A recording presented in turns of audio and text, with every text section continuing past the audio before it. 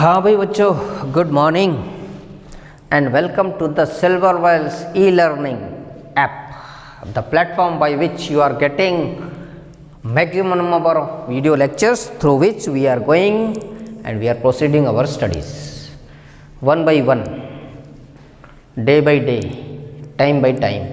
We are improving and trying to give you the best.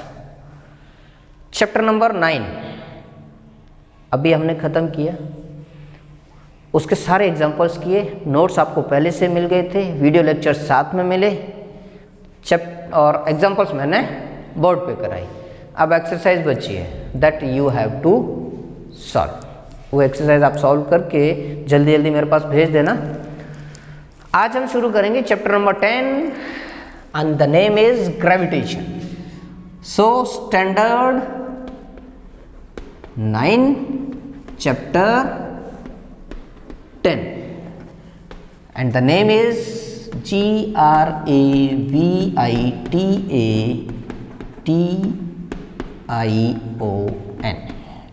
gravitation. Sorry, and this is lecture number 1. Ninth chapter में 6 lectures आए थे, याद होगा आपको, है ना? सारे आपके पास पहुंच गए। इसके लेक्चर नंबर 1 शुरू करें। चलिए, क्या है इस चैप्टर में, पहले वो देखो। इस चैप्टर में अर्थ और उसका ग्रेविटेशन, ग्रेविटेशनल फोर्स, या किसी भी दूसरे ऑब्जेक्ट का, जरूरी नहीं केवल अर्थ का, मून का ले लो, मार्स का ले लो, जुपिटर का ले लो, है ना, किसी भी ऑब्जेक्ट के थ्रू लगने वाला attracting force that is known as gravitational force. एक ऐसा फोर्स, एक ऐसी अदृश्य शक्ति एक ऐसी अदृश्य शक्ति जो सबको अपनी तरफ खींच रही है, कम से कम अर्थ में या दूसरे ऑब्जेक्ट्स में। उसको हमने क्या बोला?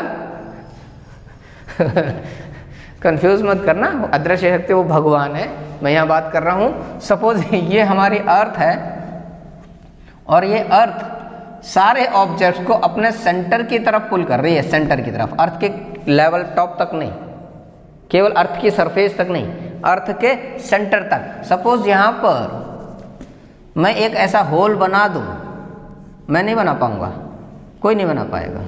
सपोज ऐसा स्पेस हो और ऑब्जेक्ट यहाँ हो, तो ऑब्जेक्ट सीधा अर्थ के सेंटर पर आके रुकेगा, ठीक है? यहाँ ऑब्जेक्ट लगाना पड़ेगा रुकाने के लिए, अर्थ के सेंटर तक ऐसा चला जाएगा।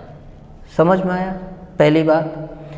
यानी एक ऐसा फोर्स जो किसी भी ऑब्जेक्ट के सेंटर में से जनरेट हो रहा है and it is attracting toward us, Earth means center, attracting towards its center, that force is known as gravitational force. ये जरूरी नहीं केवल अर्थ में हो, सभी ऑब्जेक्ट्स में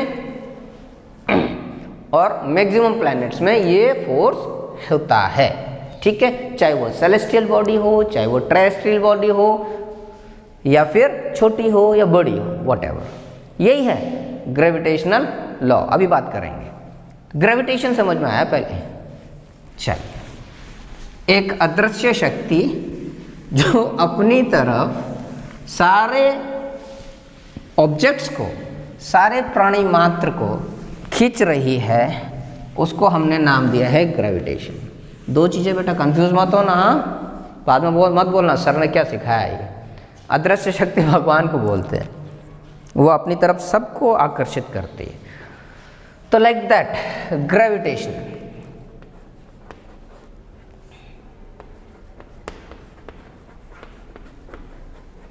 gravitation and gravitational force.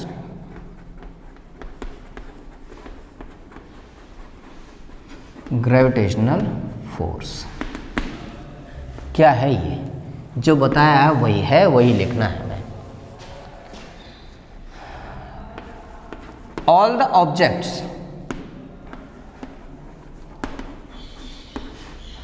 in the universe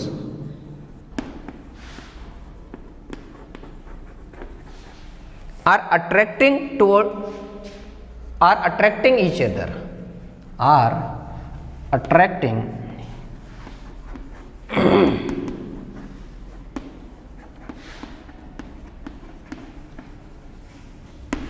towards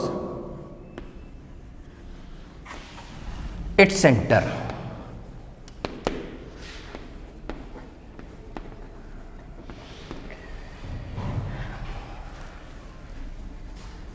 ठीक है, this is known as gravitation. अब ये मत कंफ्यूज करना केवल जमीन पे ही ग्रेविटेशन है, सब जगह ग्रेविटेशन। जो अर्थ पर है उसका ग्रेविटेशनल फोर्स कुछ अलग है, मून पर है उसका ग्रेविटेशनल फोर्स कुछ अलग है, किसी और दूसरी जगह जाएंगे उसका ग्रेविटेशनल फोर्स कुछ अलग है, दैट इज डिफरेंट थिंग। लेकिन ग्रेविटेशनल फोर्स कहीं कम या कहीं ज़्यादा है, सारे ऑब्जेक्ट्स एक दूसरे को अट्रैक्ट कर रहे हैं, उसको बोला gravitational. And the force by which they are attracting each other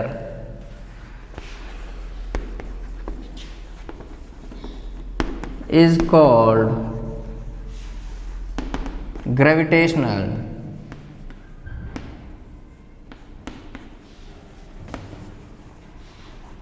force। डन। ये हुआ ग्रेविटेशन एंड ग्रेविटेशनल फोर्स। अब सपोज ये हमारी अर्थ है, अच्छी नहीं बनी अर्थ, ये हमारी अर्थ का सरफेस है, ये कोई ऑब्जेक्ट है, ये ऑब्जेक्ट हमारी अर्थ की तरफ गिर रहा है। क्यों गिर रहा है? क्योंकि हमारे अर्थ के सेंटर में से एक फोर्स जनरेट हो रहा है जो इस ऑब्जेक्ट को हमारी तरफ पुल कर रहा है। ये हुआ ग्रेविटेशनल फोर्स ऑफ द अर्थ। इसको जरा बड़े स्क्रीन पे लाओ, दोबारा लाता हूं।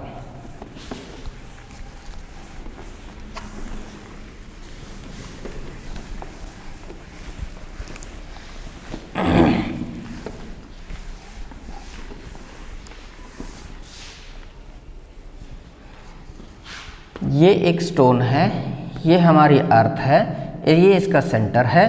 तो ये स्टोन अर्थ पे फॉल कर रहा है बिकॉज ऑफ, क्योंकि अर्थ एक ग्रेविटेशनल फोर्स अप्लाई कर रही है इस ऑब्जेक्ट के ऊपर।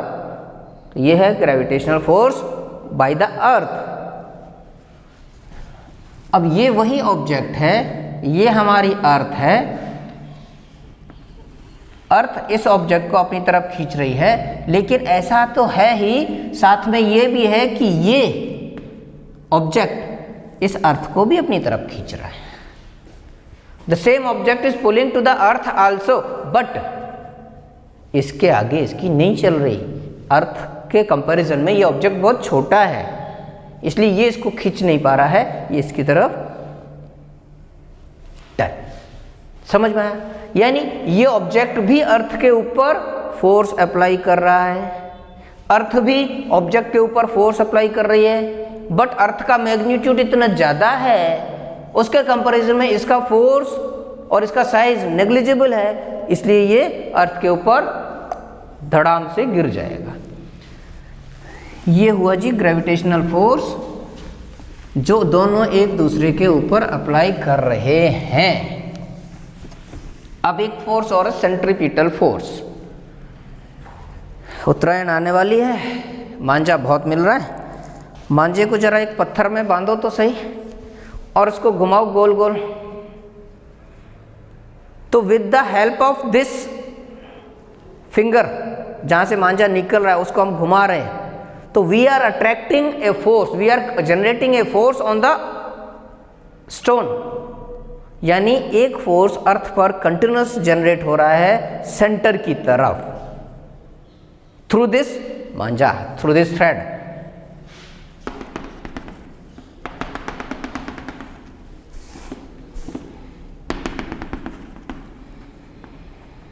ये खड़े हम, ये है मांझा, ये है स्टोन, ये स्टोन यहाँ घूमे जा रहा है।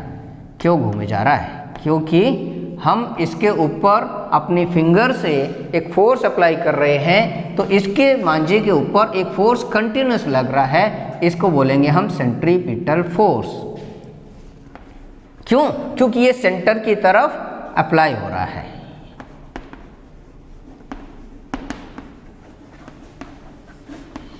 समझ में आया क्या? ये हुआ सेंट्रीपिटल फोर्स। एक झूला भी होता है, ऐसे गोल गोल चक्करी घूमते, छोटे बच्चे थे तब हम घुमा करते थे, है ना?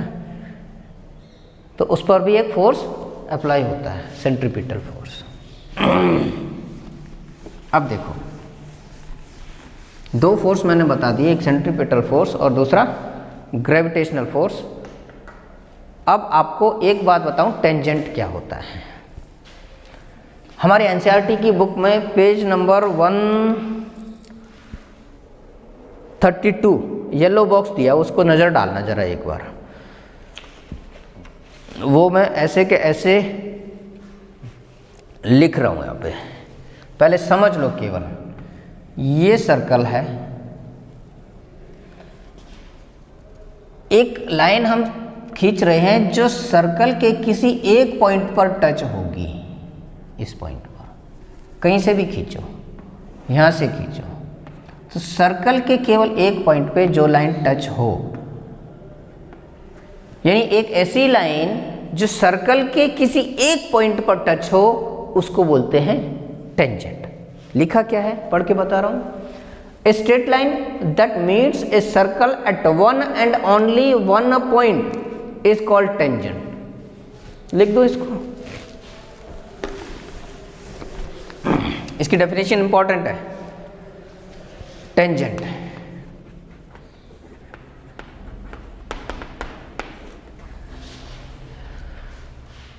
a straight line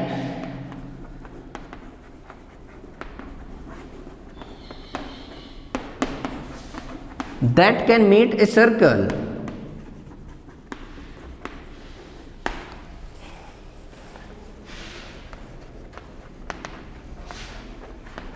at one and only one point is called circle. एक सर्कल ये, एक सर्कल ये, एक लाइन ये, एक लाइन ये।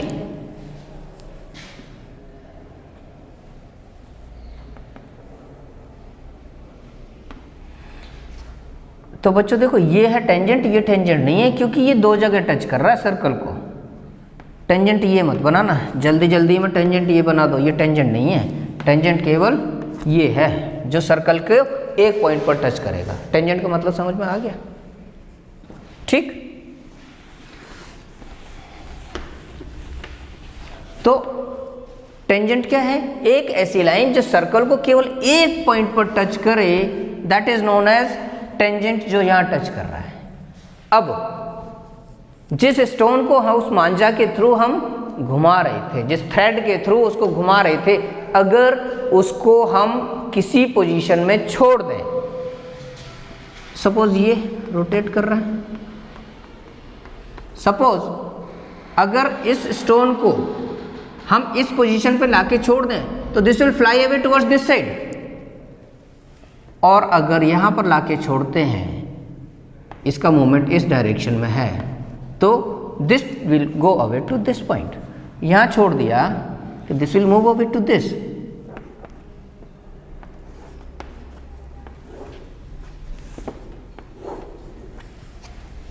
समझ में आया? ये है हमारा टेंजेंट। टेंजेंट की डेफिनेशन याद कर लो, और सिर्फ इतना ध्यान रखो कि किसी पर्टिकुलर पोजीशन पर अगर सेंट्रीपिटल फोर्स लगाना बंद कर देंगे, तो अपनी वो ऑब्जेक्ट टेंजेंट की डायरेक्शन में मूव कर जाएगा, टेंजेंट की डायरेक्शन में फ्लो अवे कर जाएगा। That is the tangent. That's it. इतना बहुत है आपके लिए आज के टेंजेंट के लिए। अब बात करें universal law of gravitation. Next topic आपका यूनिवर्सल लॉ ऑफ ग्रेविटेशन। जरा इसकी बात करें कि होता क्या है यूनिवर्सल लॉ ऑफ ग्रेविटेशन।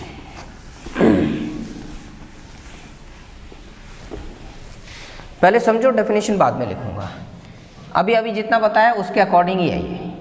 एक ऑब्जेक्ट ये है, एक ऑब्जेक्ट ये है, इसका मास m1 है और इसका मास m2। चलो इसका मास कैपिटल M मान लेते हैं, इसका मास स्मॉल m मान लेते हैं। इन दोनों के सेंटर से डिस्टेंस मापा तो दिस इज d। ठीक है, अब इन दोनों, मैंने अभी क्या बताया था कि दोनों ऑब्जेक्ट एक दूसरे को फोर्स अट्रैक्ट कर रहे हैं, एक दूसरे को पुल कर रहे हैं अपनी तरफ। तो कौन सा फोर्स लगेगा, कितना फोर्स होगा? तो जब दो ऑब्जेक्ट मास m और मास m स्मॉल m का एक दूसरे से d डिस्टेंस पर रखे हैं, then what will be the force of attraction between them? क्या होगा? एक तो इनका mass will be directly proportional to the mass of both the object. Second, force will be inversely proportional to the square of distance between their centers, between them नहीं, इसलिए 3 बार repeat किया है, between them नहीं, between their centers। ठीक है जी। तो ये d जो है ना, इन दोनों के सेंटर्स के बीच के स्पेस को काउंट करेंगे, इन दोनों के बीच के स्पेस को नहीं। ये है यूनिवर्सल लॉ ऑफ ग्रेविटेशन। अब इसको हम मिक्स करते हैं। Equation 1, equation 2, F directly proportional to m small m upon d square. अब प्रोपोर्शनैलिटी का साइन हमें हटाना है, तो F is equal to capital G capital M small m upon d square, where capital G is gravitational constant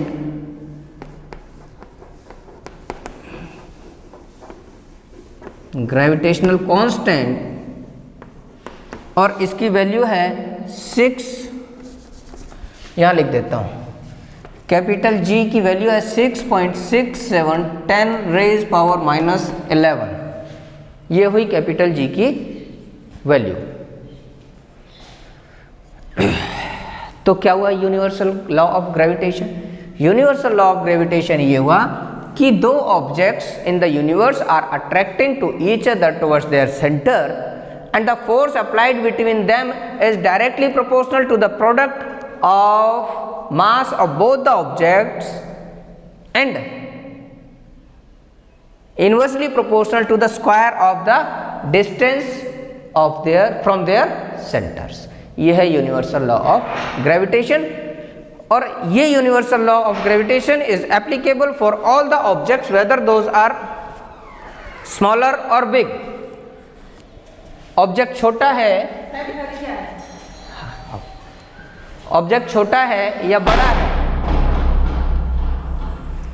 object celestial है या terrestrial है, दोनों को। सेलेस्टियल मतलब जो अंतरिक्ष में घूमते रहे, सेलेस्टियल बॉडीज घूमती रहती है, उनकी बात कर रहे हैं, वो है। ये टेरेस्ट्रियल जो ग्राउंड पर है वो है। सेलेस्टियल बॉडीज तो पता है ना, टूटता हुआ तारा है ना, एस्टेरॉइड्स, ये सारी सेलेस्टियल बॉडीज हैं। हमारे सैटेलाइट भी सेलेस्टियल बॉडीज हो जाते हैं, तो उनके सबके ऊपर एप्लीकेबल है। अब मैं इसी लॉ को लिख देता हूं और उसके बाद फिर नेक्स्ट टॉपिक डिस्कस करेंगे। So what is universal law of gravitation? चलो लिखें।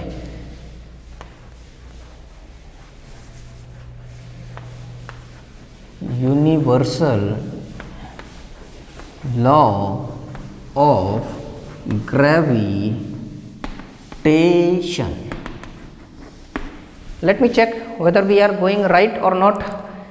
Audio and video, yes it is, ठीक है। हाँ जी ठीक है, ऑडियो वीडियो क्वालिटी बराबर है। तो इस यूनिवर्सल लॉ ऑफ ग्रेविटेशन को हम कैसे लिखेंगे? जो अभी तक मैंने एक्सप्लेन किया उसको लिख दो, ज़्यादा कुछ सोचने की जरूरत नहीं है। In the universe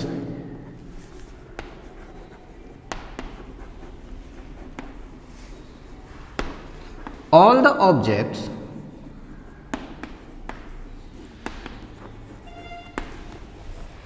are attracting each other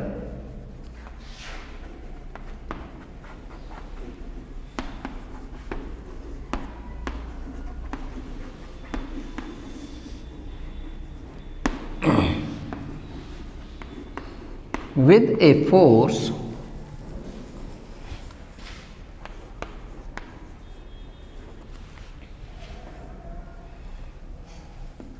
which is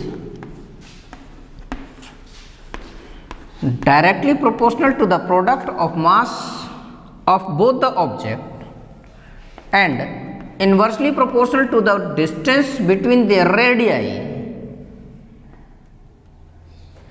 square of and inversely proportional to the square of distance between their radii, and this is applicable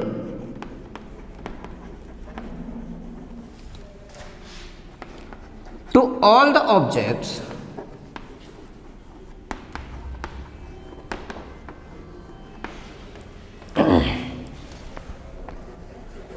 whether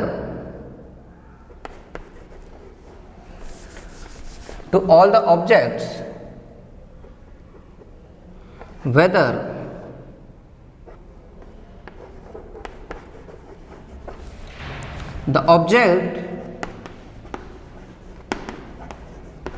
is big or small,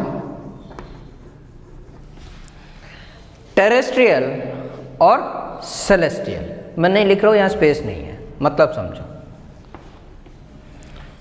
सारे objects एक दूसरे को attract कर रहे हैं अपने अपने तरफ, और उनका फोर्स ऑफ अट्रैक्शन जो है that is equivalent to the product of mass of both the object and is inversely proportional to the square of distance between radii of two objects.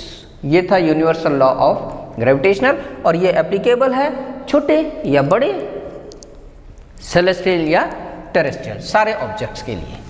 अब जरा इसका डेरिवेशन देख लो, क्या कहना चाह रहा है, क्या डेरिवेशन है इसका।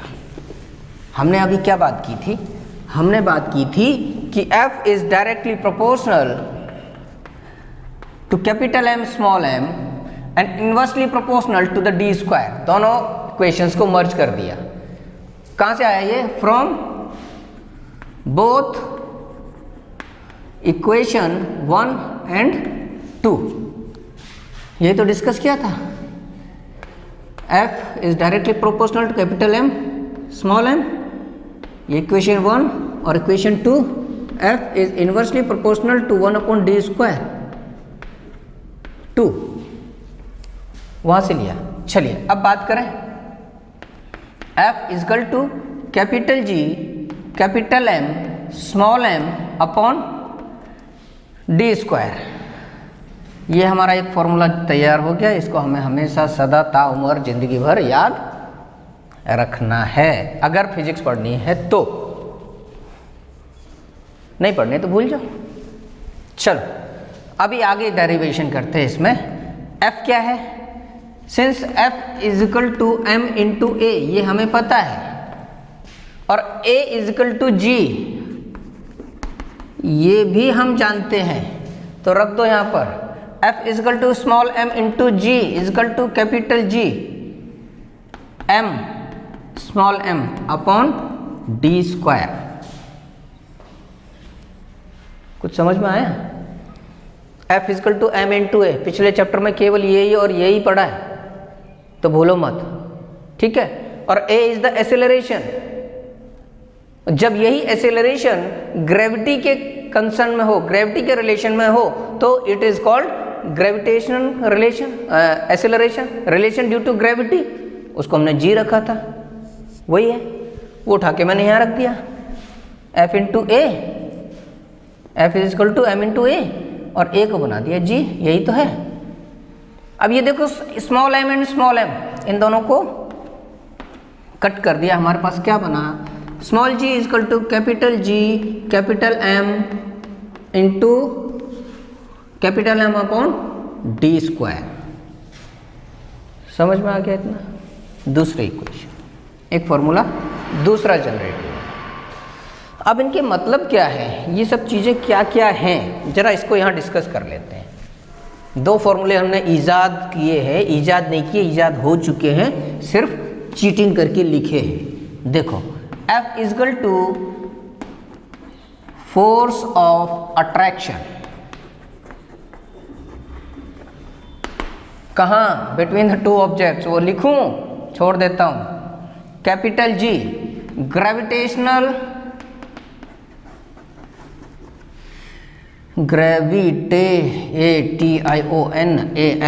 Gravitational constant,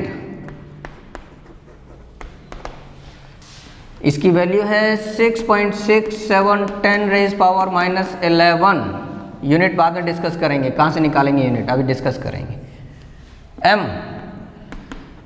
m is the mass of बड़ा ऑब्जेक्ट, इसलिए कैपिटल M है, मास ऑफ बिग ऑब्जेक्ट। और यहाँ धरती पे बैठे बैठे, पृथ्वी पर बैठे बैठे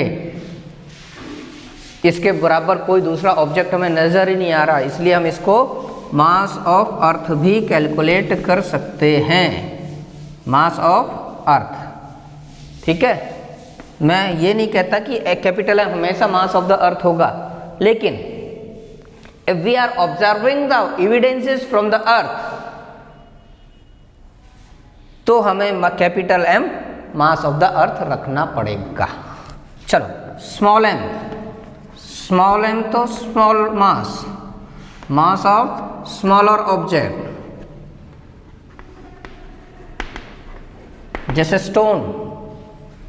अभी आ जाओ, क्या बचा हमारे पास? d इज द डिस्टेंस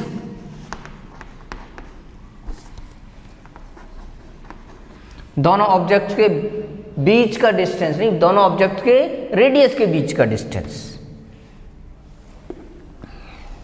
अब एक चीज,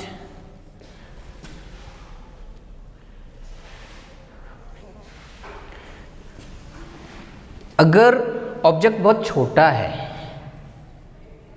अगर ऑब्जेक्ट बहुत छोटा है, अब मैं इसको यहां ट्रांसफर कर रहा हूं, हाँ,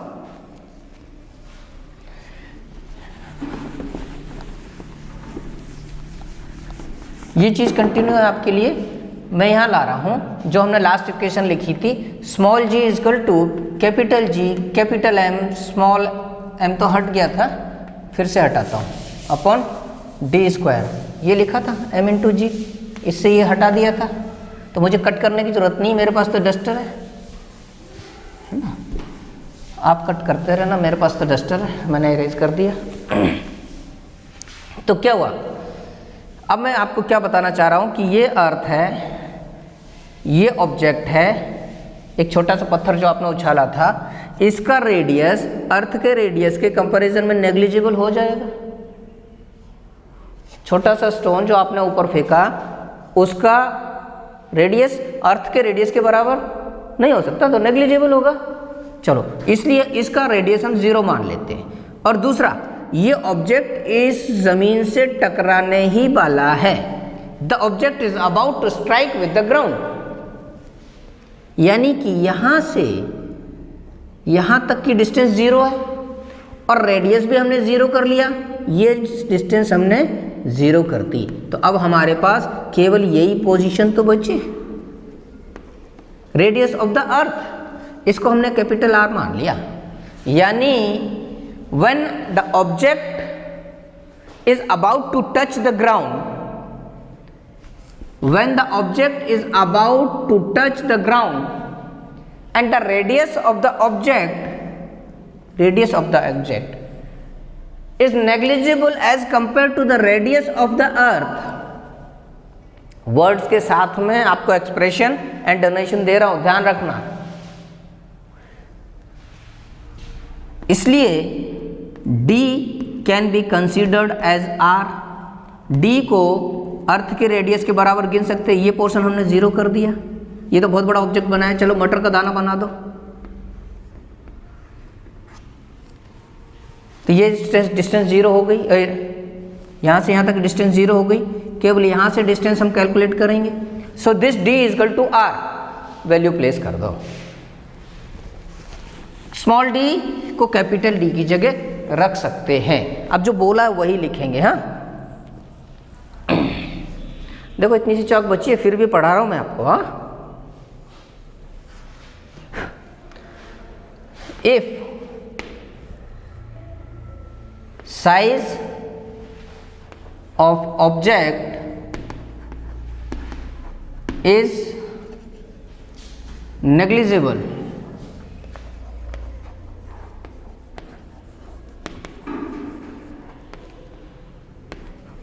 if size of object is negligible to that of earth and the object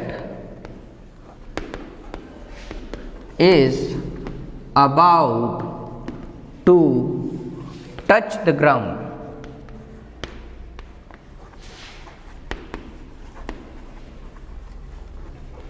इसलिए d can be calculated as r and r is radius of the earth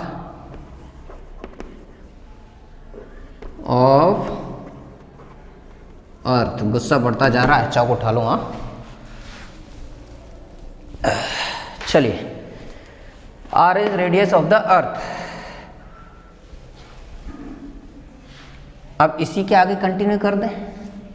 small g is equal to capital G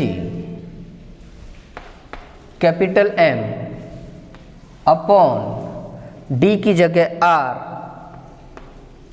r square. ठीक है, और इसकी value कितनी है? 3.84 10⁻⁶ metre. ये r की value है। हमारी धरती की रेडियस हम नाप आए, हमारे अर्थ की रेडियस हमने माप ली है, आज माप पाई है हमने। साइंटिस्ट ने तो बहुत पहले माप ली, आप बच्चों ने आज मापी है ना, 9th स्टैंडर्ड में। 3.84 × 10⁻⁶ मीटर, इतनी बड़ी है हमारी अर्थ बाय रेडियस, सरकमफेरेंस नहीं, डायमीटर नहीं, रेडियस। ठीक, तो आगे से हम इस वैल्यू को यहां प्लेस करेंगे। डन। आज के लिए इतना ही बहुत है, बहुत सारे फॉर्मूले हो गए सर, बहुत लंबा लेक्चर होने जा रहा है, इतना लंबा नहीं करो, डाइजेस्ट नहीं होगा, हमें करने पड़ेंगे बेटा। आगे से ये भी डाइजेस्ट करने पड़ेंगे और लंबे लंबे लेक्चर्स मिलेंगे, जल्दी जल्दी चैप्टर्स खत्म करेंगे, रिवाइज भी करेंगे। रिवीजन लेक्चर्स मिलेंगे, वो तो लंबे ही होंगे ना, जितने चैप्टर्स कर चुके हो उनको रिवाइज भी करेंगे। ठीक है, तो आज के लिए इतना ही है। नेक्स्ट लेक्चर में फिर मिलेंगे चैप्टर के नेक्स्ट पार्ट के साथ में। तब तक भैया प्लीज़ पढ़ लो, बच्चों प्लीज़ पढ़ लो। जो पीछे टेस्ट लिया था 10th को, पूरे बच्चों के आंसर तक नहीं आए हैं, और जिसके आंसर नहीं आएंगे उनके पापा, उनकी मम्मी और वो तीनों लोग आएंगे स्कूल में नेक्स्ट टाइम से, ये ध्यान रख लेना। आई मीन टू से the students, those who are not responding to their tests, their parents would have to call in the school, right? Good luck, next lecture मिलेंगे, bye bye।